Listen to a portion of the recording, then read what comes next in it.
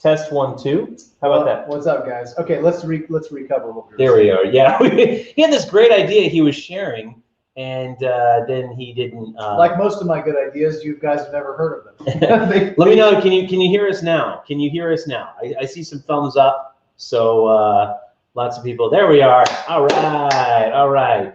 So yeah, share this idea. This is a brilliant idea. So every time I see that little animation for the high noon thing with the sound, after I get over myself, I was just saying, you know, what we should do is we should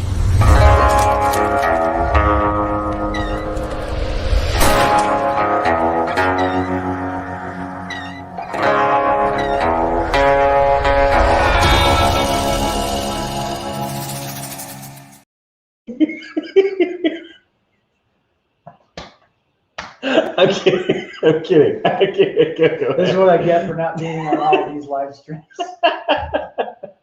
All right, so go ahead. So what I was saying was we should change the flag so that it looks different somehow from like a regular American flag. That way we won't have to deal with all the people going, but Saratoga's not a real place. There's no such thing as a Makwa tribe. They're too white. Yeah. You know, actually, so here's the thing. I would love to do that. Nobody realized. I'll just tell you right now. I just downloaded that thing, and then I just put High Noon on it. So if anybody wants to step up and do like 3D animate a flag that we can put in there that is like maybe has like 25 states instead of what was it 52 that we have in America? I don't know. You know. Oh my God, it's 50. I'm sorry. I've been working day and night. Take it easy, Joe Biden. Take it easy, corn pop. Oh, you're a dog-faced pony soldier. You didn't fight enough country. Yeah, I think that's a great idea. So what's up, everybody? Here we are, High Noon Live. I wanted to, Rad and I have been talking about doing a live, and we were actually discussing how look, he's a prettier looking guy. Like he Listen, I usually spend my time in a very dark basement just working with Excel spreadsheets because I'm borderline autistic, as you'll be able to tell. No offense if you're autistic. God bless you. I know how I feel you. I feel your pain.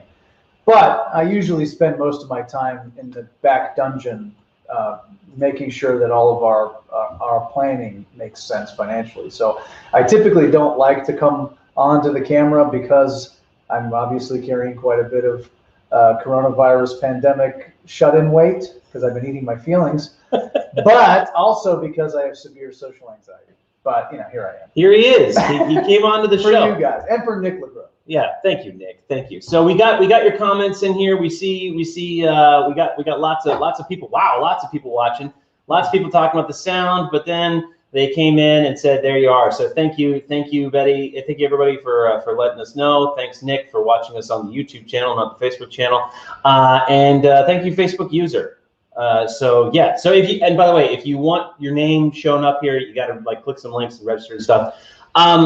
We've been wanting to do a live stream to kind of give you guys an update on what's going on. I know I did one before where I showed you some updates. Some people missed that, but we wanted to have kind of a candid conversation and just hang out. You know, we're just here to hang out. So if you guys have anything that you want to talk about, as you can see, we can see your comments, join the conversation, share questions, statements, you know, yell, scream, whatever you got to do, join in. That's what you're here for. So we're ready to talk about whatever you guys want to talk about. We got a lot of exciting stuff coming down the pike. We're super close to our new launch. Some of the new things that are coming down the pike, I think you guys are really going to love. We're still rocking and rolling towards that launch. I appreciate your guys' patience. Understand that the reason why it hasn't already been launched is because we want to blow your socks off. Facebook user. Yeah, what date will the Kickstarter launch? Good question. I was just covering it. Yeah. Right now, the biggest time horizon that we need to overcome is making sure that our video is finished and looks great. We partnered with a really great partner for videos. They've done a lot of the huge. Okay. They've done a lot of the huge squirrel. I'm gonna block the comments so you can't see. They've done a lot of the really huge Kickstarters for very successful videos, and obviously we were. What did we feel like our first video? How do we feel about it? God, I wanted to burn like. Yeah, we hate it. Yeah, we hated it. Yeah. But the good news is that this is a new day, and then we have all the editorial control of the way that we look at this stage. And so, to answer your question, and it's not a long. Stop it! Stop. It's not to be long-winded, but we're waiting to make sure that the video looks great. We're putting together a world-class Kickstarter launch. Obviously, we learned quite a bit from the first one, and we want to make sure that this one looks smooth and is as good as the game is. We've got, I can't tell you guys, I've talked about it so much, about how much time and effort's gone into making sure the game is playable, coming out of this guy's big brain. It's a cool story, but you know, it lives and dies on how well it plays. And so we're not too proud to say just because we have a good idea, it doesn't mean it's got to work right. So we put a lot of time and effort, especially with Jason. You guys have seen Jason. He's a data scientist. He's a game theorist. We put him in there to crunch the numbers and all the posses so that when we don't break the game as we introduce new properties, posses, gameplay styles. These are all things that make the game live in your imagination, not just in ours. And so we've put together these things to make it happen. And as we've expanded up, we've had time to make sure that all these different parts, I don't think you guys really understand, adding a different posse that's different or has a different gameplay style has to be tested across each, not just scale of the game, but also against every posse. So anyway, long story short, I'm just saying that we're rock and rolling. So and for a more, I know that you guys want this answer, this question answered. You want a firm answer. So let me give you what we're prepared to do. And let me go through these because there's a combo for this comment. So the Facebook user says, what date will the Kickstarter launch?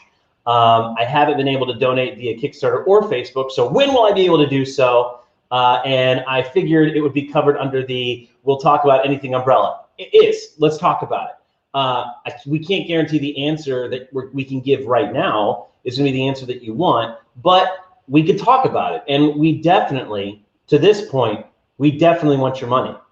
So we don't get any money until we launch, and we want to launch so we can get the money. We need it. But in order to have a successful Kickstarter launch, because the last one, I've said it over and over again, I'm not ashamed to say it, it was not going to be a success the way it was structured. So there was somebody in the comments section who had said, like, you know, I backed this, you know, and now it's leaving a bitter taste in my mouth because I haven't had the game. And I was saying, and what I was trying to explain was very briefly was like, look, if we had continued down that road, Kickstarter would have taken your money, and there was all this back end cost that would have bogged down the development. We would not have been able to produce the game in time. You still wouldn't have it right now, only you would also be without all that money. So we didn't feel comfortable taking your money and not giving you a game right away. So what we want to do is before we launch the Kickstarter, we want to make sure that the games are on their way so that by the time the Kickstarter closes, we can be fulfilling those orders, getting you your core games. Not necessarily the expansions or the stretch goals yet, we got to produce those, but at least you'll get the core game right out the gate right away. Now, there's some tiers of compromise we're willing to do, okay? Because that is like, well, when is that going to happen? Soon, but I don't know the exact date, and so I can't tell you because I don't know the exact date. I just know it's soon. But what we do know is our we make teasers guys who are making our video, they're on a 30-day time crunch to produce the teaser. We must have that teaser in order for the game to launch. We can't launch and then release that teaser. It has to be the cover banner video for the actual Kickstarter page. So that has to be finished before we can launch. Now, right now, the guys that are making our teaser are currently working on a project with Will Wheaton, and they're on a tight deadline for that. Right after they're finished with that, they're going to get right back on our project. In the meantime, we've been working on like fine-tuning the script and making sure it's all right. But we have a 30-day deadline for those guys. So even if we just launched with that, even if we were like, look, you know what, the factory will get to, they're on track, they're on schedule, let's go ahead and launch. We're at least 30 days out from that. Now, what I'd like to do is I'd like to have a couple of copies of the game delivered to some influencers, some video reviewers, because what I've noticed and what we've noticed is a lot of the successful campaigns have at the bottom of their page like videos of people actually opening the box and playing the game, saying this is what it's going to look like, this is great. We want to make sure that that's available. Yes, we'll get to the comments. We're gonna do a break. We'll read some comments. But we want to have that done. Now we're negotiating with the factory right now to get some of those copies produced ahead of the production and shipped to us so that we can get those out. That takes some time. Is it going to take 2 weeks? Is it going to take 3 weeks? I don't know. So what I think is going to happen, if it works out in our perfect world, the way that I think it's going to happen is the movie, the video, the teaser will get finished probably right around the time that we get a hold of these physical copies that we can give to the influencers. The influencers will probably, I don't know how long it's going to take them to do the video. I imagine a couple of weeks to get the copy, open it up, do the video, edit the video, post it on their YouTube channels, and then we can get it. So if we were to wait for all those things, we'd probably be looking at like 2 months out. But I don't want to wait 2 months. Rad doesn't want to wait 2 months. You don't want to wait 2 months. Nobody wants to wait all that time. So I am willing to compromise on, as long as I know the factory is good to go on the production and shipping, I'm willing to compromise on launching this campaign with a badass teaser from We Make Teasers. So let's cross our fingers. Worst case scenario, 30 days out, we launch. Okay, there you go. All right, so we had some. Okay, so there was another question before we go to the comments, and that question was, how many levels to invest in, and what will the cost be? This is something that Rad has been pulling his hair out, making sure that the numbers, I'll keep that up, that the numbers make sense, that we don't go broke while we're trying to fulfill these orders. Because again, that doesn't do us any good to raise this money, get this money from you, and then we can't produce the game. So he's been making all that work. I'll let him go into the science. I'll get to you, but it's going to be the initial pledge tiers that we're looking at is 40, 75, 100. Those are the tiers. Brad, you can speak to it if you want. Yeah. So the main thing for us is also it's clear to us, obviously, because we're in the space, but probably will be clear to you guys when we come to launch that what we're including in this game is pretty strong. It's a huge value. And so making sure that we can fit all that into a $40 price point without compromising the quality or the voice of the game is really what I've been, when Dwight says I'm pulling my hair out, obviously I'm not. You're right, I am. I'm pulling my hair out. There, I'm pulling my hair out. So the thing is that what it involves is we want to make sure that as we unlock stretch goals that we want you guys, listen, let me just go back to the beginning. When we were doing this, what do we want? What's our objective? We want you to play High Noon. We want you to play High Noon with us. Yes. That's why we put it on Tabletopia. Yes. So the reason why we're doing that is because we want to make sure also that we're not asking you to do what everybody asks you to do. Like, hey, look at this cool game you never heard of before. Give me $300.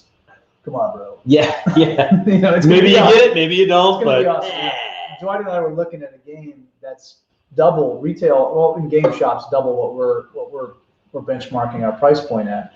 And a lot of people are going to look at that and go, well, you guys are stupid. You guys should raise your price some. Well, look, we want to make sure that a game that you guys get to play blows your socks off. If that means we take a little bit of a hit in the pocketbook, that's great. That's okay. We want to make sure that we establish a rapport with you guys. And obviously the people I'm talking to are our core demographic. You guys get it. You've been with us since the beginning. But I'm really speaking to the people who've never heard of High Noon, which is everybody else. And we want to make sure that when you've never heard of High Noon, that when you open that box, that you're going to say, wow, these guys are stupid. They should never have priced this game so low. They're complete idiots. And you guys can all look at me because I'm the guy. But anyway, when it comes to this kind of thing, and when we're talking about doing this, it's making sure that we're writing a real tight margin. So my objective is to make sure that I can fit every stretch goal that you guys unlock into that bag of goodies that you get to thank you for believing in us. And we've got a bigger bag of goodies, especially for you guys, the initial backers, and we're going to talk about that before we move on from this. Sounded like you might have been finished, but you might have had another thought. Oh, so I didn't mean to cut you off. You got to stop me because I'll talk forever. Yeah. So there was and really, actually, if I may, like, don't blame him. If you think it's stupid, we came to this decision together. We were thinking about our families and how we want our families to be able to sit down and play a game together, and we don't want to break the bank. We don't like the idea. We went in to buy this game to do some research. It was $90 checkout, $90 to play to get this game, and we'll go over it in a little bit here. We'll show you it. It's a board game. It looks okay, like it looks like it'd be fun, but $90, like yeah, you gotta put this in perspective. One of the reasons why we got into making the board game in the beginning is because you can't duplicate a human interaction. And really what we're really interested in is, yeah, there's a whole group of people that will shell out $250, $300, and God, I love you. And one day I'm going to come after you. But in the meantime, I wanted to make sure that when we debut in the market, that it's something that my kid could walk up to me in Target and say, Daddy, buy this game. I like it. I want to pay for, I want to play this game. And I don't go, ha, hell no, put that back on the shelf. It's like when my kid brings me the Lego, the Lego Death Star. It's like, it's $800. Can we get it? I'm like, are you on drugs? Put that back. Like, first of all, let's be real. That's behind the glass. Yeah. How did you get that? Yeah, right. Did you tell him we're buying this? You lied. You lied. So that's actually, and even more to that is I want like kids to be able to go mow a couple of lawns and go to the store and buy it themselves. Like I remember when I bought games as a kid, like I just went and bought them. Like I did some work, I scrounged up some money, and then I went and bought the game I wanted. I want these price points to be at a place where even kids can go in and buy and afford it. And so when Dwight talks about this extensive Excel dungeon that I'm in, it's precisely because we want to make sure that we can squeak by, we can make it work, because obviously, when we talk about the irreplaceable human interaction, that no matter how good your Zoom meeting is, you're not wearing pants. We know it. Okay. so yeah, there's no pants down here. Right. Yeah. No, I'm bottomless. Yeah, I tell them we have to at least wear shirts. Right. Yeah. So the point about that is that we don't want it to be a thing where we get stuck in this echo chamber. Which we love games, we love gamers, we actually want to keep the game accessible to people who have brick and mortar shops. We want to have a program where we reach out to people who are in brick and mortars, but we also want to make sure that the game is accessible for people who want to play it, so that it's not, a perfect example. So we buy this game, right? It's an awesome looking game, great cachet, right? And there's 4 manuals. It's getting acclimated to the manual. Here's the manual, here's the campaign handbook, here's the list of terms, here's a glossary, it's 3 pages, that you're going to need to understand what the manual is talking about. And we recognize, like, okay, if we're trying to bring more people into gaming, like what we all enjoy playing, like we love to play board games. We don't, what's what we do? We get together and we play games. My kids, when there's, when it's quiet time, it's family time, we don't watch movies, we play board games because I want to have that face time. Anyway, the last thing I want to do is be playing a game that's so hard to understand or has so many documents that you have to read just to understand it, that the investment time that it takes on the initial is just more than Let's bring it in. I mean, we gotta, let's do it. So we're gonna, and guys, we have comments that we're gonna get to. So let me jump into on this one really quick and skip ahead. But we are gonna get to all your comments, guys. So leave them in here and we will talk. So Louis says Coniglio, which means rabbit in Italian. So I backed the original all-in pledge, and my money was refunded when the Kickstarter was canceled. Does that grandfather me in as an original backer? Yes, it does. So you are going to get, especially if you haven't sent your contact information to grubstaker@highnoongame.com. Go ahead and do that so we can put you on the list. Our staff will verify that you are who you say you are. But yeah, if you backed the first campaign, you are entitled to a free copy of High Noon. We will be shipping you a free copy of High Noon as soon as they get here. And then if you back on the first day of our relaunch, we're going to give you something extra special. We're going to talk about that in a little bit. But yes, absolutely. You are grandfathered in as an original backer. Great job. Okay, so let's go. We want to talk just briefly about this game. This was the $90 game. We don't have any permission from these people, so we're not promoting them or whatever. This is purely for educational purposes. That's why we bought it. That's why we're going to talk about it. And we're not here to trash on it. Okay, this game. It's a cool game. It's a cool game. It works for people. It is not what we're trying to do. So let's add it to the stream. Yeah. Oh. Goodness. How did that get there? I'll just. It is unloaded for you safety Nazis. Is it? Is it unloaded? Yes, it is. Okay, it's unloaded. Yeah. Okay. Cool. All right, we'll put this over here.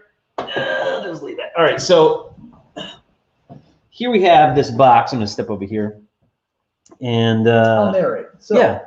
As you can see, I will say their form factor for materials is flawless. I love the box lift. Wonderful, right? And there's a reason why we picked this game, but I'm not going to share it with you. It was just because we want to make sure that anyway. So first thing you have is the campaign handbook. Great, amazing, very in detail. Yes, great. So long, still there. Thank you, Facebook user. You're so right. Okay, here's the errata, like the glossary. Right? Here's the things you're going to need to know with the rules of play and blah, blah. And there's all that. And then here's the acclimation guide that you're going to need to play the game, just so you get used to the idiosyncrasies of the rule set. Yeah, and this is not the rule book. This is just getting acclimated to the rules. It's nothing we've shown you so far is the rule book.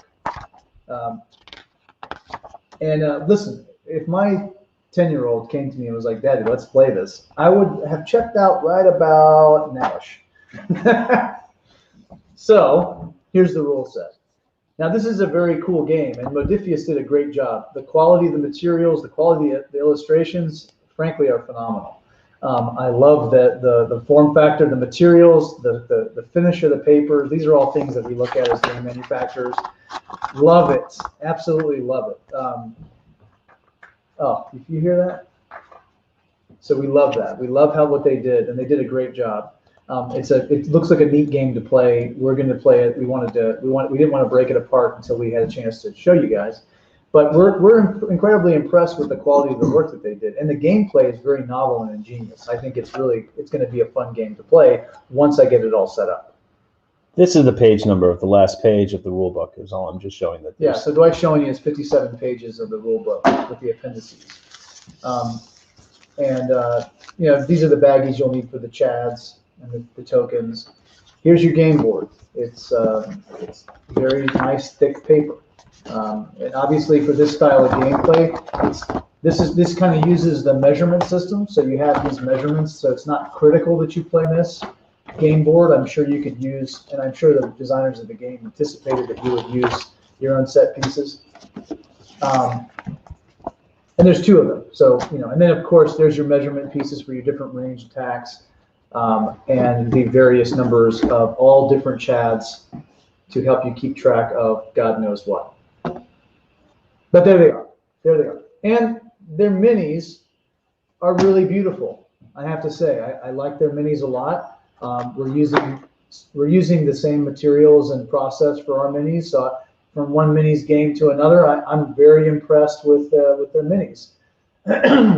Notice that this is a PVC. This is not a resin. So this is a $90 game, and the minis are a bendable PVC. I like that, to be honest. We wanted to make sure that when you open a game that there's never any, you don't have any destroyed pieces, and that's why we benchmark PVC versus resin. And I'm not close to resin, guys. Just keep in mind we wanted to be very intentional in how we came to the market. We wanted to make sure that what we first hit the market with was something that was broadly appealing. Okay, I think that's sufficient. That's yeah. I'll just remove that. All right. All right. So Seth says this is looking more complicated than the original games, and that's saying something, right? And this is the thing is like I think that. Let me put this somewhere over here. I think this is one of those cases where the ambition of what you're trying to achieve gets lost. Like the game itself gets lost in its own ambition. And there's going to be people who like that kind of game. There's going to be people who just geek out to those rules. But that's not our market. Our target market is people who want something very simple. Well, hang on. Okay. I don't want to say it's not our market, but it's kind of like the complexity exists with you. We wanted to make sure that you don't have to go back to your, like Jason says, you don't have to go back to your attorney to find out if this rule is legal or not. But the layers of situationals that happen during gameplay are what add the complexity. And what we wanted to do, Dwight was great. He says it in the rule book. The constitution of the game is this, decided on the table.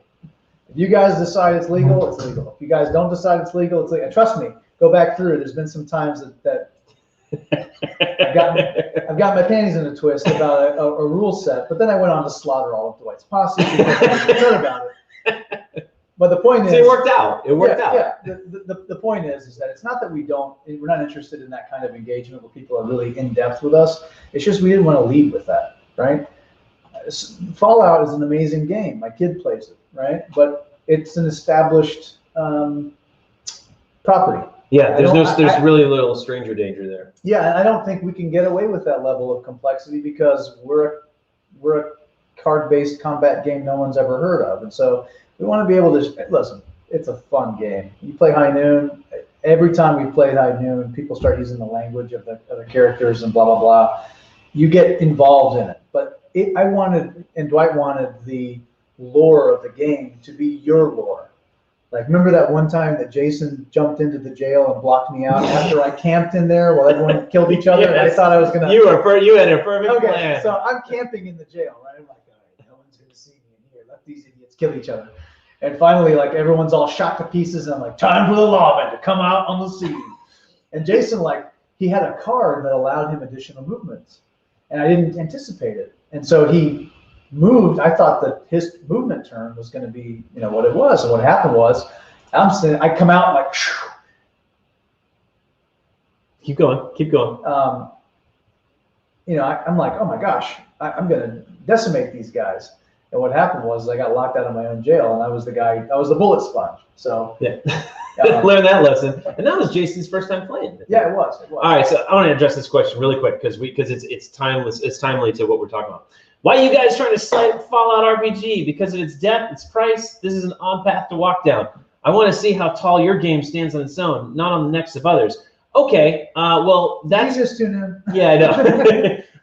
Yeah, okay, well that's kind of difficult because games, nothing stands on its own. Everything is compared to something else. So what we were talking about, just because you must have just come in, what we were talking about was price point and simplicity. And what we said, like we were saying, like this particular game we bought, it was $90, and this is the level of complexity that comes with it. And what we're trying to do, and this is, how does it stand on its own? It's more about affordability. Our game is going to be more between the ranges of 40 to 55, maybe $60, and depending on if it's going to be Kickstarter or retail. And our rule set is really, really, really simple. And I want to get to that because that's a comment that somebody else is making. So just to directly deal with this Facebook user, absolutely not. I'm actually really, I love this game. That's why we picked it up, because we saw it as like the pinnacle of the stuff on the shelf. Yeah. And it validated something we were going for. We bought it because I was trying to figure out, is PVC a passable material for a core game? And so I was talking to the and then we were trying to compare it to our factories to see if what about our assembly, the way that we assembled our miniatures, is that going to be acceptable in the industry? So we talked to the game store owner, and he directed us to this game, and I was like, okay. So I tried, we open it up, and sure enough, PVC is in there. It's acceptable. Their expansions are made of resin, but their core game is PVC. Yeah. And absolutely not. We're not digging on Fallout RPG at all. In fact, I think that they set the bar pretty high. Like that's an amazing game. Well, I want to be like them when I grow up, to be honest with you. Yeah. We will make a complicated game that will be hundreds of dollars. That will happen. Yeah. Just not with High Noon. Just not right now. Not right now. Not right now. That was the only point we were making. So, and somebody jumped to our defense. Thank you very much. All right, so let's see. Up here, Nick says, not that one. Nick says, will the base game have gold bars or yellow discs? So the core game out of the box is going to have cardboard chips for all the things, whether they're the poker chips or the gold. It's gonna look great. They're gonna, you know, you'll be able to stack them, so don't worry about that. But that's what it's going to come with. The gold bars and like the 3D assets, those are going to be optional buys. Those are going to be things that are optional add-ons. And the reason why we chose to go that route is because, as you can see, even in the Fallout game, they're not 3D assets there. The only 3D assets that it has as a $90 game that is established brand and stands on its own, the only 3D assets it has are the miniatures. Everything else is cardboard. And that's pretty much industry standard across the board. I created, just so you guys know, the gold bars and the 3D chips was never an intentional design in the game. I had just purchased these 3D printers, and I was like, what could I make with these? And so then I just created like these little gold bars, and I put like High Noon on it just for fun, just for funsies. And it was such a hit at the table that people were like, we should make these available. And you know, our previous guy Sean was like, "Oh, just throw them in there." And I was like, "That's expensive. That's a mold fee. That's manufacturing costs. Ew, that's going to crush the bank." So in this run, again, they were never the intentional original form factor for the game. That's okay, but they will be available for those of you who are diehard fans that just want to like level up your aesthetics of your game. You can buy them at any range that you want, and they will be a stretch goal, so you will get a free pack if we unlock them. So that's the answer to that. I wanted to, you can speak to that, or we can move on to the next comment. I think you covered it. Okay, so Facebook user says, have any of the critiques you received on the early copies been addressed, i.e. movement versus shooting, line of sight, issues noted on Board Game Geek? So let me talk to that. So yes and no. No, I'm not changing it. I'm not changing that. So that is I have addressed it, and my answer is no. But having said that, that's actually one of the reasons why the game is available to play on Tabletopia, because I want you guys to play the game and give your input. And we've had over 300 hours, nearly 400 hours of people, not us, people playing this game. And they gave it right now on Tabletopia. I don't know if I don't have it open right this second, but you can go on to Tabletopia and see it's got a 9.8 star rating out of 10, and of the 400 hours. And we've talked to people about that, about the line of sight, and the worst, like the harshest criticism that we've gotten from people is that initially it was uncomfortable, it was different, and they weren't sure how they felt about it, they didn't like it, whatever. But the more they played, the more it made sense, and the simpler it was, and the more they started to like it, because it forced them to use more strategy in their movements and whatever. And that's really what I was trying to get at with the game. Like, that's the whole point of the game. I want there to be a little bit of a feeling of chess, you know, like your characters can only go this direction. Like, why can a rook only go like this? Why can a bishop only go like this? Why can't they just shoot everybody? Because that's the rule of the game, and that creates strategy, that forces you, it bottlenecks you into a particular strategy. And trust us, we play tested it every way from Sunday when we were first developing the game, and what we found is that by adding that stricture, it caused more opportunities. It basically added complexity to the game that would not be there if you could just be like, you know. And is it real true to life? Sure, but understand that you're playing in a game universe, and this universe has some physics, if you want, some physics that are a little bit different than, like, I can see that guy over my shoulder and I can shoot him. I can just lean over the thing, but you can't. Yeah, Now, actually, but we did give an out. That part of the Constitution applies. The High Noon Constitution applies. If you guys bring it out to the table and you decide, yeah, we want to do it this way, do it that way. Yeah. Like, the rule set says do it this way. Listen, and it works. But if you decide you want to do it that way, do it that way. It depends on how upset I am with my oldest son on Carcassonne, whether I split the points with him on a castle, or if I make him if I give everybody full points. It really just depends on how I feel, whether he did his chores that day, on how I decide to go about it. And usually he doesn't find out till I'm like, oh, 14, that means 7. No, but. No, that's what it means. Yeah. and that's kind of like an atmosphere that we wanted to create with High Noon. It's like these rule Nazis this is not the game for them. You know, like this is a game for people to sit around the table and just have a good time. And if you decide you want to change the rule or twist it up or whatever, go ahead. You know, the rules on the book work. That's all it's about. If people are like, oh, but I need the rules to say whatever because I can't. You know, change them. Yeah, change them. Take a vote. I can, you know, just go to Magic Carpet Ride with us. All right, so let's see. Then people were trashing Will Wheaton. We were not. We love Will Wheaton. We love Will Wheaton. Please play our game with Will Wheaton. We love you. Yes, please. We love you. We're not mad that We Make Teasers is doing a project for Will Wheaton. We're honored and excited. We're thrilled. We reached out to Will Wheaton to play High Noon, and he was like, "Who are you guys? No thanks.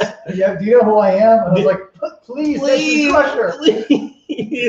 It's a joke. He's probably gonna be like, "No, never."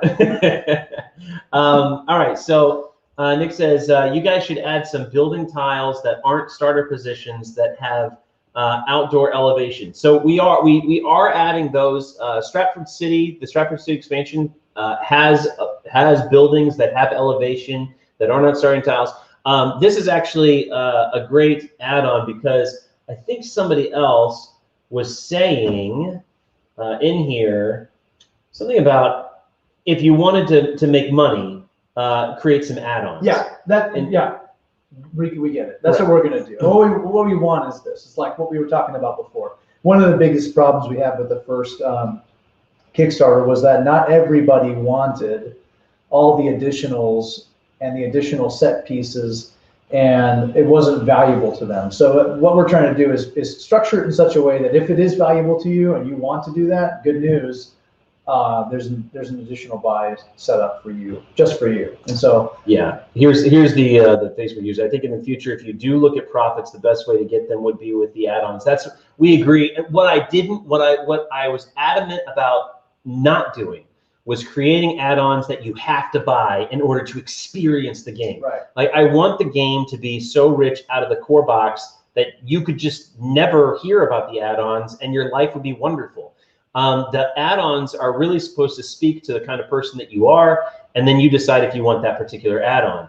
But we do have, you know, like the chips and the gold. That's for people who really care about the aesthetics, who really want to just have like gold bars in their hand. Different particular posses are going to be for those kind of people who play those play styles, or people who just like tons and tons of minis. And there's an analogy with video games. My oldest son loves video games, right? So he plays Borderlands. This kid's got a gun that kills you with acid if you shoot you one time. He's modded everything. He's got all the DLC. He can't enjoy the core game because he likes the experience that he gets in the DLC, but that doesn't mean Borderlands can't be played without DLC. And that's kind of where we were kind of looking at. Right, yeah. There are some games that are just like the first Titanfall is awful if you don't have the downloadable content, you're not playing online. And so we wanted to make sure, like, okay, if you're going to play the game, man, it should be fun at whatever layer of the onion you decide to play it on. You know what I mean? Right, like yeah. It gets better and more complex if you're looking for a thrill and you want more, you know, ways to play the game or more idiosyncrasies. Like, great, like let me point you to the add-on store. But we don't want to punish anybody who says, look, I don't know you guys, you're two weirdos. I just want to play this game and see if. Just give me the game and go away. Yeah, right. Like, perfect. We're good. We're with you. We got you. But having said that, we do. I have been working on. So I've been working on some of the add-ons, and specifically to this point about tiles that don't have starting locations. I was speaking with some of you guys last night, and I asked, you know, what might be of value, and somebody said, well, how about reversible tiles? How about additional tiles that you can do reversible tiles? So you'll be happy to note that we are releasing packs of reversible tiles. I want to give you guys just a little brief tour of some of those tiles I've been working on last night. I showed some screenshots in the group. If you're not part of the group, if you're watching this on YouTube, head on over to the Facebook group, and you'll get these updates before YouTube. So one of the expansion tiles that we're working on is Timber Heights. This is a forest expansion, and it's going to be chock full of trees and woods and things to hide behind. You also see in this particular tile, you've even got a trap. You've got a bear trap, so there will be hazardous tiles that you don't want to step on, or maybe you want to corral your enemy to step on. And so the trees, what that's going to allow you to do is you're going to be able to hide in them and shoot from them. So it's going to give you cover. It's going to hinder your movement, but it's going to give you cover to play around in. These tiles will be reversible. So I just want to like show you, and there's going to be 3 types of packs. So there's going to be the natural pack. It's all natural, all woods. Then there's going to be the campsite pack, which has a lot of tents and fireplaces and stuff, and even some hunters lodges. And then there's going to be rivers and streams packs, so you can create like river channels. So let me touch on what somebody said about, you know, whoever that was who came in and said, "Well, are you guys bashing RPGs?" Not at all. In fact, we love that, and we want you guys to be able to play that. Here are some tools you can use to build your own world. Right. And you can get as complex and deep as you want. You can use these. These are all 1-inch squares. So if you have a game that doesn't use the white label game system, you guys can use this as an easy measurement. It's precisely because we value your own world building that we put this kind of thing together. Because a lot of people are asking for it, like, okay, well, I want to make my own town or forest or narrative or missions, and I don't want to have to be stuck in Pascagoula or Sweetwater. This is something that the game store owner brought up. He was like, you know, people will put a lot of work into these beautiful battlefields, these entire tables that look gorgeous, and I love looking. I will sometimes spend hours on Google image searches looking at like Warhammer 40K battle tables, and the amount of detail that goes into them is insane. It's gorgeous. And then he's like, but this is what the game store said. He goes, but then they play on it like 3 times, and then it's done because they played on it. Like it is what it is. And that's really what at the core of High Noon. That's why you get all the tiles broken up, and you can create your own towns, because I want this to be, you create a new map every single time, and it's super easy to do. It doesn't take hours to do. You literally just put the tiles down. And and I wanted them to be. I wanted to do 1-inch by 1-inch squares, because I wanted this to be 100% compatible with any board game you do that is a grid, which you know, by and large, Dungeons and Dragons. Like if you wanted to do Dungeons and Dragons with this, you could. Any kind of tabletop with 1-inch square grid, you could work. And that's also why we chose the materials that we did. This game is going to last forever. Like this material. The UV coatings that we put on it, the anti-scratch coatings that we put on it, the finish materials that we put on it.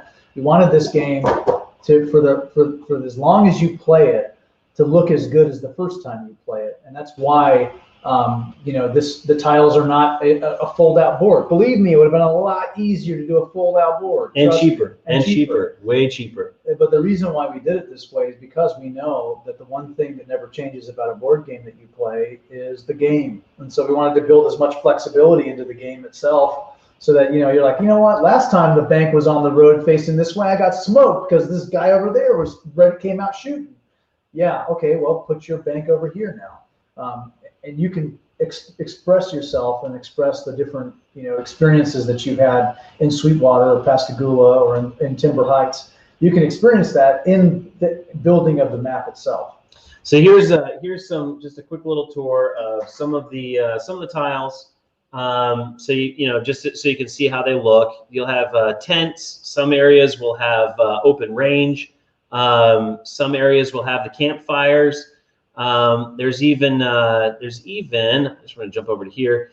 I've put in like some wolf dens, so if you want to, like, you know, spawn creatures in your games, you'll be able to do that. Now, something that is not readily apparent right now as I'm showing you these tiles, but I want to let you know, we put a lot of work into making sure that the trees, anywhere, no matter where they are, will basically combine flawlessly with the other tiles.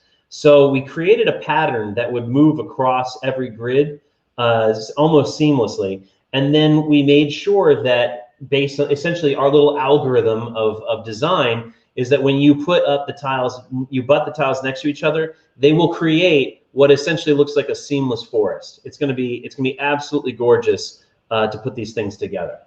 So this is just one kind of sample of the of an add-on pack that we wanted to be useful, not just in High Noon, but in any board game that you do. This is going to be a value for anything that you're doing. Okay, so let's see. Oh, let's see all the latest comments. You guys are stupid. We hate you. Yeah, get out of here. Never mind. I'm out. I'm checking out. Okay, so let's see here. Let's see. The guys straight up. Okay, can you see? I don't know what that says.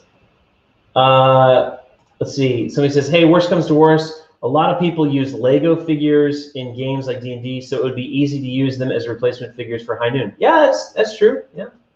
Let's see. Sam says, during the original Kickstarter launch, you'd mentioned adding tournament gameplay. I'm all for house rules to keep the flow of the game moving, but for competitive play, I think having firm set of rules and errata for different situations is important. If you need to add amendments to rules once the game actually is produced, I've seen other manufacturers just add clarifications on board game. Yeah, actually, that's thing, and it you'll notice that when they change rules for that, they do it usually during or after tournaments. So yeah, I think that you will see the rule set get more fleshed out and solidified in that way for the need to answer that need as we actually play tournaments. Yeah, not only that, but there's also going to be, as you guys start to see some of the stretch goals and some of the expansion posses that are coming out, some of them are very different than what you're going to see in the core game. For example, we have a character named Marabi. And I don't want to tell you too much about him because you'll have to tune into this Kickstarter, but his posse only ever has one player on the board. And so there are many situations like that where we have an opportunity to flesh out some ideas. And it goes back to kind of what we were saying about the back end work that goes into making sure the game is playable. Before you ever see a posse, there's at least, what would you say, 50-foot gameplays with us and countless hours where Jason's crunching. That's one of the reasons why we're posting pictures, by the way. We're not like trying to like, yeah, we're not trying to tease you guys. Yeah, I mean, it's a little bit of marketing, but for the most part, we're showing you that we are playing this game. We're actively experiencing it with other people. And I want to say this because there's so that we're showing that we're working on the rules. But I want to say this. So there's some of you guys that have been posting in the group, and like I get it. You're frustrated. You wanted the game out. So did we. But then you get mad that we're playing this game, and it's like, oh well, you're just promoting you guys playing the game and having fun. Let me make something totally clear. This is not hyperbolic. We are being genuine, 100%. At least I am, but I know he's going to back me up on this when I say this, 100%. This is an open invitation. If you want to travel to Jacksonville, Florida, where we are, and come to our office and play the game with us, with the minis, okay, and the tiles and the cards and all the stuff that we have, you are welcome to do it. Please come play with us. Come hang out. Yeah, we will put you up somewhere so that you can stay there and you can play the game with us. I don't know how long we can do that until we go broke, but we'll do it. We'll figure it out. The invitation's there for you. As a matter of fact, Nick LeGros, who's on here, he did that exact thing. He flew down here from Texas. We hung out for a week and we played the game. We played the heck out of High Noon. He got to see under our skirt. Like he got to see kind of what goes into what's in the stew. How do we make the sausage? And like I said, I think Nick came away with an appreciation for the amount of work and diligence that we put into High Noon to make sure that when it hits, you guys are excited. Listen, you guys may hate the game. And it's true. We're still going to play it. Yeah, we will. And we'll still post pictures of it. We're still going to post pictures. We're going to do it. But, as far as working on rules and stuff, I get it. We don't want to, like, okay, first of all, the rule book is getting printed, guys. Like, the rules are what they are. We're not changing the rules on this launch. Now, I'm not against fine-tuning things. As Sam said, as we do tournaments, we figure things out. But understand, I know a lot of you guys are hesitant to play on Tabletopia, or you think that like this was all an act to get everybody to play Tabletopia. That's what this is all about. I don't make any money from you guys playing for free on a platform. As a matter of fact, I pay I pay for that. I pay a monthly fee for that. Now, I will say one thing about Tabletopia while we're on the subject of it. If you want to experience the expanded version of the High Noon universe, do it now. Yes. Because once the Kickstarter gets announced, we're going to constrict the game to just the core game. Right. And it's a marketing thing. What we're going to do is we're going to put it on in the scale that people have unlocked. So it's a kind of like a way for people to play what they've unlocked before they actually get it.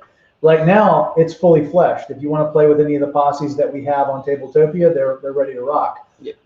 That being said, play now. Get to know these posses now, so that when we announce a stretch goal, you'll understand what that posse brings to the table. Yeah, we're gonna, as he said, we're gonna constrict this. We will, over time, as we unlock posses, as we unlock them in the stretch goals, we'll release them into the Tabletopia so you can play them. But once we launch the game, a lot of these posses are going to go the way of the dodo bird in Tabletopia. So if you want to enjoy them, play them now. But really, like, play them now, because you will be able to experience the rules, and you'll be able to give us some pointers, some personal experience pointers. And listen, when Nick was here in Jacksonville, we talked a lot about Dune, but also High Noon. And there was a lot of things that he brought to the feedback that he gave. It was good feedback. We're not going to be like, no, how dare you? This game is perfect. Nobody should mess with it. It's not that way. Yeah. We're not that way. We're actually this is who we are. As far as the rules go, Seth says, realism is only so fun. Nobody wants to have to calculate the windage to adjust their shots and rolling to see if they die mid-fight. It's like Arma. Arma, if you play Arma online, if anybody of you guys plays Arma, you know what I'm talking about. You can literally, Arma is so real to life that literally it's like, your character is tired. Like, you're too sweaty. You overheated. You're wearing too many. Your shaman made you hot. Like, it's a game, guys. It's a game. I mean, we want to play. You know what? But I'll tell you what. There are some people who live for this. There's some people who are like, I love this much realism in my game, and I don't know. Maybe we'll create like called the cruel rules. I think the point's been made pretty well. I think that everybody understands kind of where we're coming from. Yeah. All right. So let's see. We guys. Oh, somebody made a Big Bang Theory reference? Oh, my bad. Okay. He's like, dude, please. Why are you ragging on me? I was making a joke. You guys are gonna paint my minis because you're such nice guys. Yeah. I was gonna do that night, but then I went on living my life. So there it is. Oh no! Oh no! Why did I turn him around? Like, ignore him like everyone else in his line. Kevin says, I don't want a triple reward. It isn't fair to you. Listen, Kev.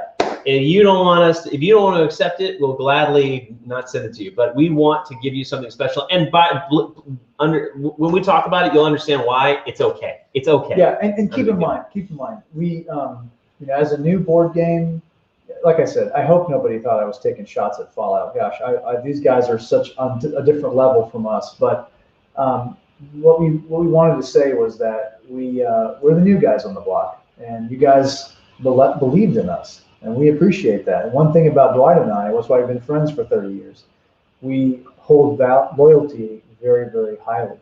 And so when somebody's took a risk on us, we want to say that that's valuable to us. That's who we are. And like I said, you can believe me or not, but we're going to put our money where our mouth is. And because, it sends a message that we value you. We want you to play with us. We don't want you to buy our game so we can, start plotting.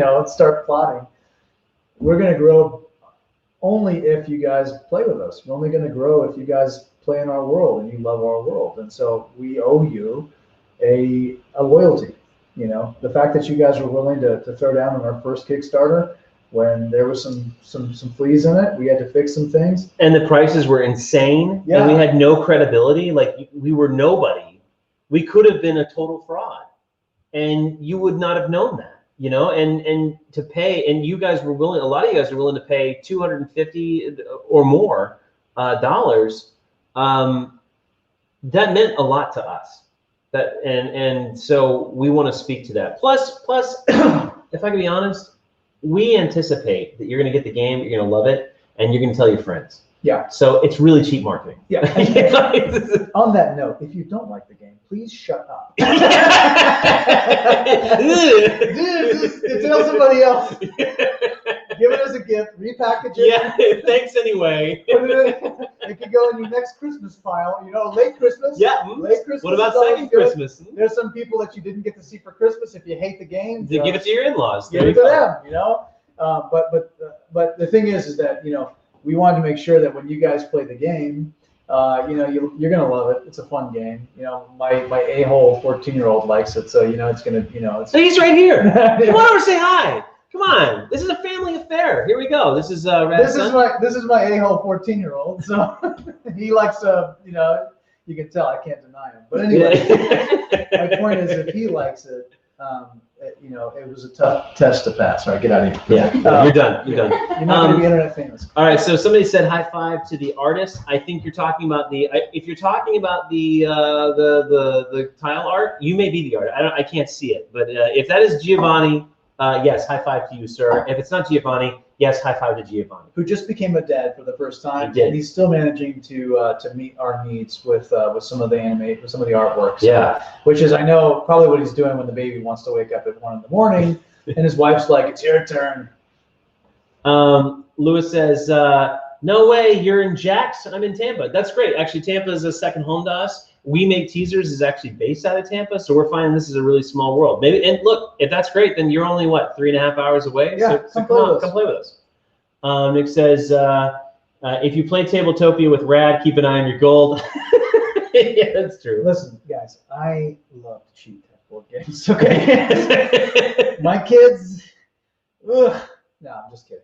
But it was because it was Nick. Because Nick kept messing with my stuff, so I stole all his gold. You had it coming, Nick. By the way, Nick wants a Tabletopia match. Yeah, if you're on this right now, throw down. Come play with us. Yeah. Now I won't be there tonight because it's Yom Kippur starts tonight. But everybody else, go nuts. And if you want, the best way to connect for all this is to join the Discord channel, the Discord server. So that link should be in the video or in the post. Just go ahead and click that. If it doesn't work, post a link. Listen, the great thing about the Discord server is you can crap talk us to our face at any time. Yes, that's true. So and I will get a notification about it on my cell phone. Yeah, I won't. But you will. I let him take all the dump. What's another great thing about the Discord server is we got some fans in there that are coming up with their own posses, their own unique posses, and it's really cool to see what you guys are creating.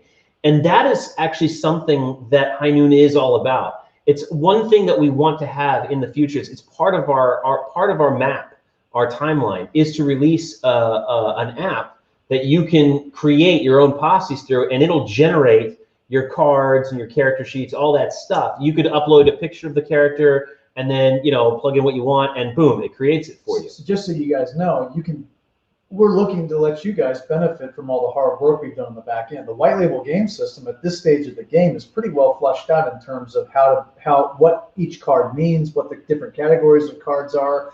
And so it's pretty much set up to where in the future we'll be able to take an idea from you and say, okay, pick how many of this type of card you want. What kind of posse are you? And have somebody just pick it and play with a posse that they created. That's where we're coming from. That's our 5-year plan, 10-year plan.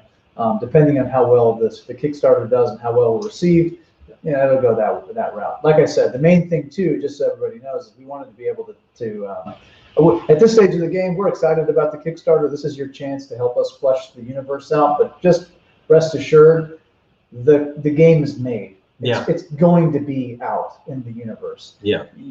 Everyone's gonna get to play. We didn't come this far to chance the introduction of High Noon to anyone. On whether or not people like us on Kickstarter. We're going to put the game out regardless. Now, how big the game gets, up to you guys. Up to you guys and all of your friends. Tell all of your friends. The Kickstarter campaign, the success of it relies on all of you guys putting out the good word. That's one of the reasons why we're going to be giving some of you guys some free copies, to be honest. But we really need the word to go out, right. And we really need the group to grow. So invite your friends to the High Noon official Facebook group. Why do you think we're so creepy on these and talk about all the things we talk about? Because we're trying to let you see who we are. We want you guys to see that the real us. We're not trying to market to you guys. Believe me, I would talk to you completely differently if I was trying to, be all corporate D-bag, which I'm not. But we got rid of that. All right, literally. Okay, so we've got Seth posted the Discord group link. Thank you, Seth, for doing that. I look forward to seeing you guys there. We interact with you guys all the time, so feel free to post messages. I want to just quickly go through the comments. We've pretty much covered. Oh no, we didn't. Okay, guys. So the somebody asked about the third or the triple pledge reward, and Kevin said he didn't want it. He didn't want it. Well, you're gonna get it, Kevin. You're gonna get it anyway. All right. So here's how this is gonna work. So the triple pledge reward is something that is reserved for those of you who backed us on the initial campaign and back us on day one of this relaunch. So in order to qualify for the triple reward pledge, you got to back us on day one. Okay, we really want to reach our goal on day one. We really want to reach our goal in the first couple hours. So that's our objective. So not to interrupt you too harshly, if you guys are an original backer, you guys are going to be reached. We're going to reach out to you before the Kickstarter. We consider you guys our core group. Some of you might tell us to kick rocks at this point, no big deal. But keep in mind, we consider you our what we call our plank owner posse.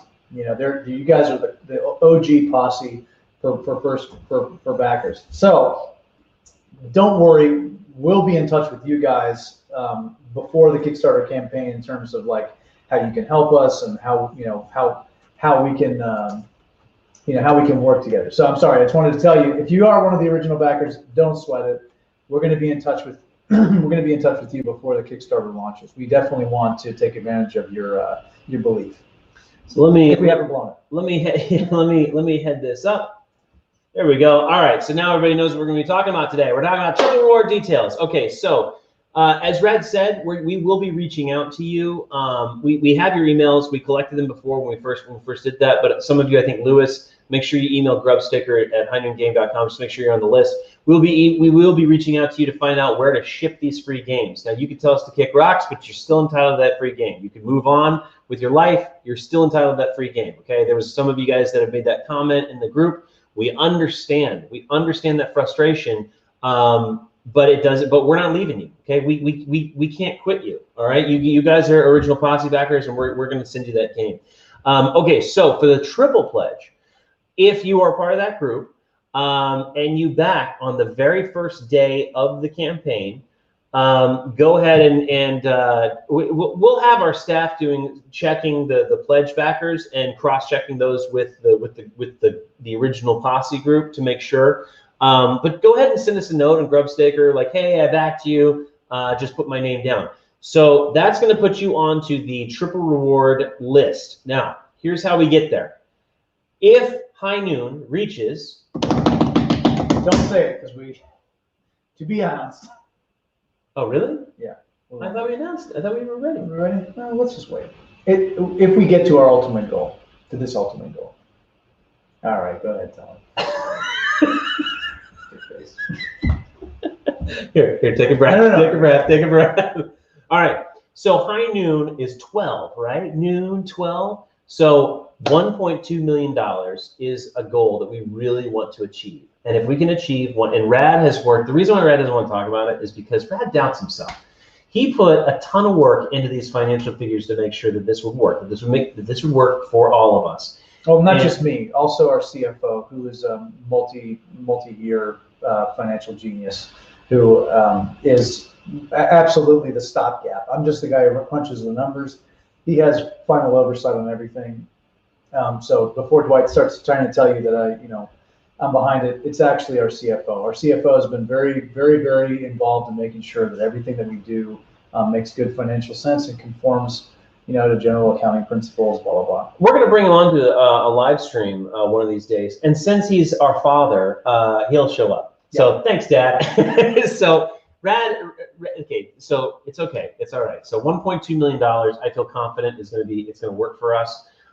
If we achieve that, then all of you initial backers of the first campaign who backed on day one will get not one, not two, but 3 copies 3 copies of your pledge tier backing, and 3 copies of all the stretch goals that we've unlocked. Okay, so everything that you would get, you're going to get 3 of if we can achieve that $1.2 million figure. So that's going to be the goal. There it is. That is a question you guys have been asking, and there's the answer. Yeah, and you know, honestly, we put it there because we want to make sure that whatever scale we achieve, that we're in good shape. And I think we've done a pretty good job of double checking all of our worst case scenarios just to be sure. That being said, if it takes off wildly, if we do really well on this Kickstarter, you know, it's going to really expand what High Noon is. You know, we'll have all kinds of cool posses that introduce all sorts of complexity, all sorts of new and exciting things. And the good news is that right following on, we've had almost a year to put this stuff together. So we've got an entire grab bag of fun stuff that's going to follow on after this Kickstarter. You guys may have seen Governor McGrady's Mansion. Well, that's a huge expansion that will come out in a timeline dictated by how well we do on the Kickstarter. And again, it doesn't mean that you can't play High Noon without Governor McGrady. It's just that if you wanted to play Governor McGrady and you want to make sure that Governor McGrady, you know, you want to play, let's say, a solo version or a campaign version, you wanted to make your way through this murder house, so Governor McGrady's Plantation's house, we want you to play that too. Well, you know, that's, like I said, those are the things that we'll be able to do in shorter terms than we would if we were having to slog our way through, you know, the general public. So anyway, that's why that's why it's there. That's why we put it there. Also because High Noon is 12 and we're 1,200,000. Yeah, we like 12. We like the number. It's like, you know, we're crazy. In our bedroom is 12 written all over the everywhere. And there's a lot of red string. Oh, tons of so many red strings. Let me tell you about that. Yeah. So there it is. And as Brad has been alluding over and over in this, is all of this is driven by the success of this campaign. So we really need you guys as much as, you know, we need you guys. You guys are the posse. We need you out there spreading the good word, driving people to the group, get people in the group and get involved, and let's start talking. I get it. There's a lot of you, like I said, there's a lot of you guys that are frustrated that the game hasn't been released, the Kickstarter hasn't been released. We're frustrated too. We wanted this launched a while ago. But think about this, okay? It's only been it really has only been like 3 months, maybe. Like we launched in May this campaign, and it shouldn't have happened, right? It should not have happened. At the end of May, we canceled it and we announced, we were like, look, we think we can flip this around and launch it like in July. Okay, my bad. I thought we could do it. Turns out we couldn't. Turns out we had a few other things we needed to get straightened out. But if you look at that, July to August, August to September, we're 2 months. We're gonna be like, what, 3 months out? Yeah, and you guys need to understand too. A lot of what has lengthened our operational planning is the fact that we can't go to China. Typically, Dwight and I would be in China doing all of these quality control checks in person. It would be done over the course of 2 or 3 weeks, and we'd be done and we'd be moved on. What's had to happen because of the travel ban is that we've had to demand that our factory ship each individual component, where we had to give notes on each individual component. And so while we wished, we we thought back in May that COVID was going to be done, we'll be ready to fly in July, in June, we'll be ready to go and be done. It has been, and I'm sure I'm speaking to the choir, I'm not blaming COVID, I'm just saying not being able to be in person when it comes to overseas manufacturing is something that we cannot take any chances with. That makes sense. Typically, Dwight and I, we have a background in manufacturing. So typically what we would do is we would just fly to China. We're not afraid of flying to China. We've done it plenty of times. And we know the value of this factory that we're dealing with. We've actually been to China to talk to them face to face. But that talking to them face to face is not the same as making the revisions and the notes on revisions in their factory after 3 hours of tea. Yeah. That's the tea time is really. The tea time is critical, and so anyway, that's the reason. That's part of the reason that we've had to push this back. Please be patient with us. We're not screwing around. Yeah. We're not waiting. All this downtime that we've had between revisions, between notes, between material specifications, we've gone. As you can see, Dwight's been dealing very strongly with our artists to say, hey, listen, if it's going to take us a week to get this sample to touch, feel, taste, touch, kick down a flight of stairs, throw against the wall, why not see what we can do in terms of remastering artwork? And that's why you've seen some of the artwork change. We're trying to put the timelines and time horizons that we have to deal with to the very best possible uses, such as changing some of these cards, changing some of the artwork, changing some of the expanding some of the things that we didn't have time to do before, we definitely have time to do now, because as I said, it's not just a 10-minute conversation, it's we have to stay up till 2 in the morning having a back and forth to Jeremy Carson's here. What's up?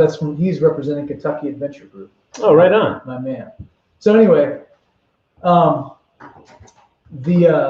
that's part of the things that, as you guys see it as constant delays, what we hope you see is that we are unfortunately not able to have FaceTime, and we're putting that dead time to good use. Yeah, we're not letting it just sit there. And I mean, like some things that would take he's talking 2 to 3 weeks to do something like there's conversations that we need to have with these factories that would generally take 2 to 3 hours, and we would get all the information we need to move forward. And even that is taking like 2 to 3 days just to get a response, like just to send out like a 1 sentence, get a response back, send another response back. Like everything about this process has been stressful. And let me tell you guys, I mean, this is where our expertise comes into play with things like this. If you leave it up to chance, it's gonna go pear-shaped. So it's one of those things where we don't want any kind of gray areas or unanswered questions. I'm sure our factory will tell you what a pain we are to deal with, because it's like, oh, yeah, we like this 125 grams per square meter. What can we do it thicker? Well, we already made the whole thing. Well, do it again. That's literally a conversation that we have. We really, and back to Fallout, they did a great job. We love how their manual felt. And we wanted to make sure that our manual was at least as good as that. And so we changed the specification on the paperweight because we wanted to make sure, again, that you pull this thing out of the drawer 10 years from now, 5 years from now, the manual isn't wrinkled. You didn't fray and lose edges. You can, not that you have to go through the manual so much because it's pretty simple, but when you open the game 10 years from now, when you go, man, this is one of my favorite games, High Noon, let me show you it. And it looks good. So those are. So the thing is that when we come, those are things that we didn't want to leave to chance. And I don't care if it puts our launch date 3 weeks later, because when it comes down to it, we only have one chance. When our product's in your hands, we only have one chance to wow you.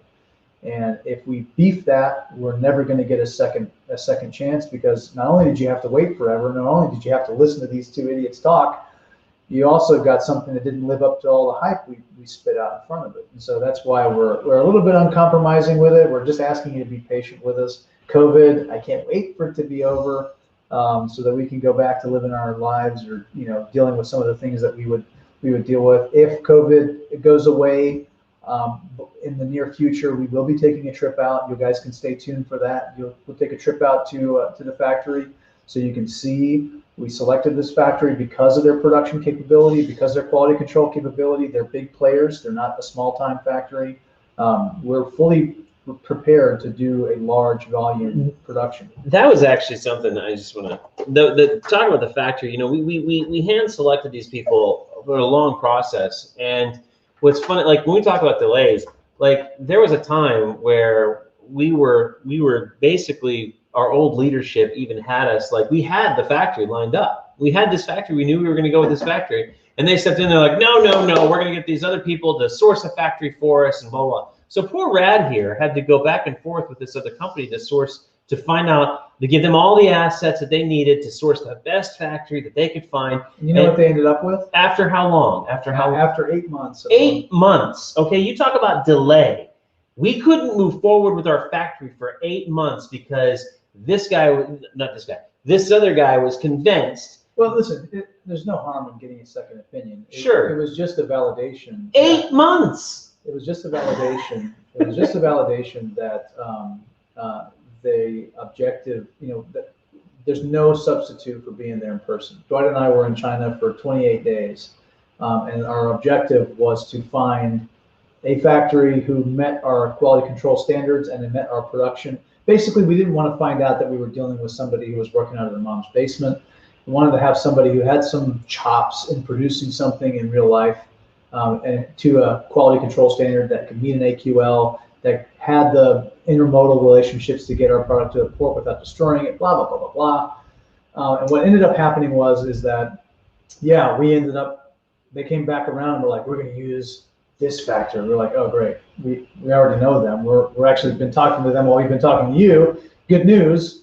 And so, at the end of the day. But that's a legitimate delay, though. Yeah. I mean, it was a legitimate delay of 8 months that that's ground that we've had to cover. That's stuff in our back pocket. But like I said, now Turtle Lake Tactical just asked American production. I hear you. That's something we're definitely looking into. One of the things that I don't want to get too sidetracked here. If nobody cares, the big thing is that we're totally open to that in the future. We have a relationship with this factory at this stage of the game that we're going to make good on. We're not going to pull the rug out from underneath them, at least for the things that we've agreed to do.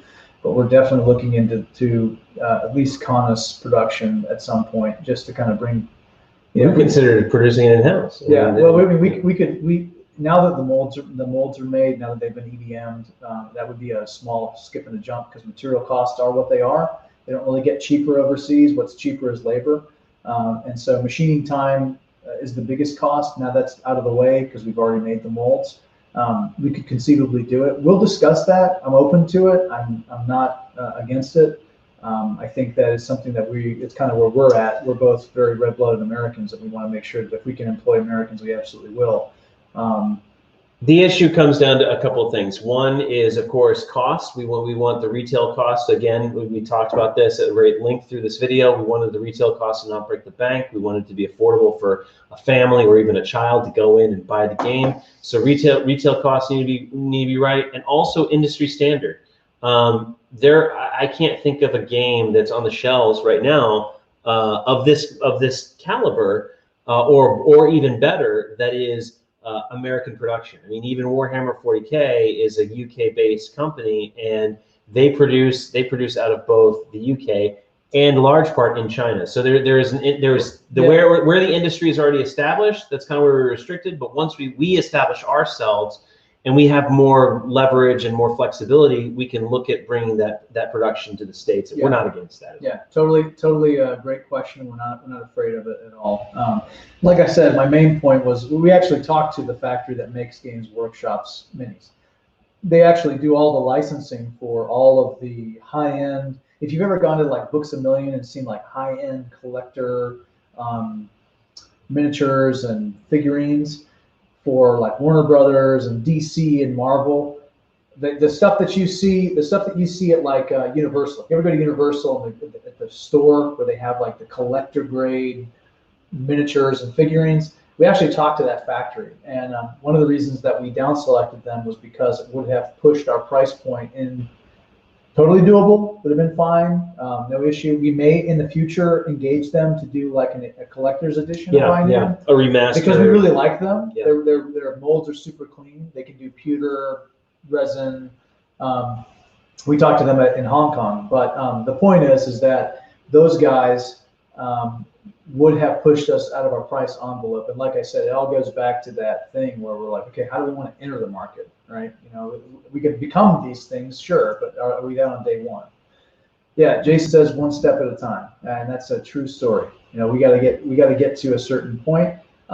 Just rest assured, Turtle Lake Tactical, that's kind of where our head's at too. We want to make sure that we're doing things that are. And believe me, I would love not to have to deal with transoceanic shipping. Oh my gosh. Oh yes, no doubt. And for that matter, I'd love to be able to just pick up a phone and call somebody during regular waking hours. On my continent. My God, I wake up, like I'll send a message out to the factory. God bless them. I mean, they're working, but I'll send a message out, around 8 p.m. because that's about what time they get up. And I will wake up the next day to their response that happened at 3 a.m. Now, one thing I do want to say to sing their praises, they are amazing. They have bent over backwards for us. Yes, they have. It's a thing that gets lost in the soundbite is that these are real people. Mm-hmm. They're real people. They are warm and loving people. If you go meet them, you'll get past all the stereotypes and nonsense. You're going to have to spend 3 or 4 hours to have tea with them, and they're going to give you some tea that it tastes great. It tastes wonderful. It tastes good. It tastes delicious. It's the best. It's like best tea ever. It's like bourbon. The level of complexity is like bourbon, but it tastes like dirt. So it's like, have you ever tasted the fine flavor of cypress water? That's what their tea tastes like. But it's amazing. It's very complex flavors.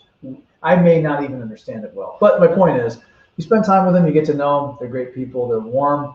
They're lovely people. I am not in any way, shape, or form upset with them at all. They're great. In fact, if we can work it out, I'll continue to use them in some capacity, probably for the near term.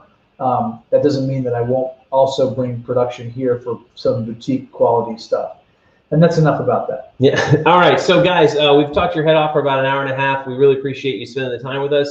Your questions have been great. Your comments have been wonderful. We got to go through some really quick housekeeping, and then we'll let you go. So if you're watching this on the YouTubes, head on over to click the link, head on over to our Facebook channel, or our Facebook page, our official Facebook group, and introduce yourself and be a part of the community. We need you guys for this success, for the success of the Kickstarter. So join the group, get all the cool updates, and engage in the conversation, and keep that energy up. If you're watching this from the Facebook channel or the Facebook group, click the link and head on over to the YouTube channel. Go ahead and subscribe, hit that bell for the notifications, and grow the channel, because we also need the channel to grow. This is going to help our edge rank on YouTube and help get our message out there, so that even more people can hear about High Noon and then jump in. The more people who hear about this campaign and jump on, the more money we're going to raise, which is going to unlock those stretch goals, which is going to give you guys more goodies in your bag. And if we achieve that goal and you guys are the first backers in, that's 3 times for you guys. So get on out there and promote. Apparently there is a game that the guys want to play at 7:45 Pacific Standard Time. I'm down to play tonight. My friend here, Rad, will not be able to make it, but that's okay. But anybody who wants to make it, it would really help, and actually to further help you coordinate other games you want to play with your friends, or play other games with the group that's in there, join the Discord channel. So there's a link for that. Join the Discord channel. Not only will you be able to coordinate games inside there and play with other people who want to play, but this is also another place for us to have live conversations. Put up your comments and get instant reactions, whatever. There's several channels. So there's a create a game channel for people who want to play. There's a general chat for people who just want to connect and talk. And then there's a fan concepts channel. So if you have ideas that you want to submit as a fan concept, it goes there. You'll also see other people's concepts, which gives you ideas of, oh, I didn't think I could do that. And then you can build on that. And then there's also the Posse Spotlight, which is where I generally post sneak peek updates on whether it's facelifts for old posses or new posses coming up and what they'll be doing. That's all in the Discord channel. So join the Discord server by clicking that link, and all these things work together. And come play with us. Brad, what you got? I think I've talked enough today. I think I have. Okay. But if you guys want, we were considering doing a shirtless Sundays. Yes. I need to go to the gym for a couple of weeks before. No. Let's have a poll. You guys can say, do you want to see him before the gym shirtless or after the gym? That's the upcoming poll. No, I don't want to do a shirtless. Yeah. I'm not going to do a shirtless, but I will make a fool of myself for you if you want. There it is. I'm not really going to do that, but anyway, we love you guys. But there is no High Noon without you guys. So thank you for spending time with us. We're looking forward to spending time with you guys. As soon as the Kickstarter is launched, believe me, we're going to start talking to you guys much more closely, and we appreciate you guys being our core posse. All right, guys, that's it. Take care, and we'll see you in another update. Peace out.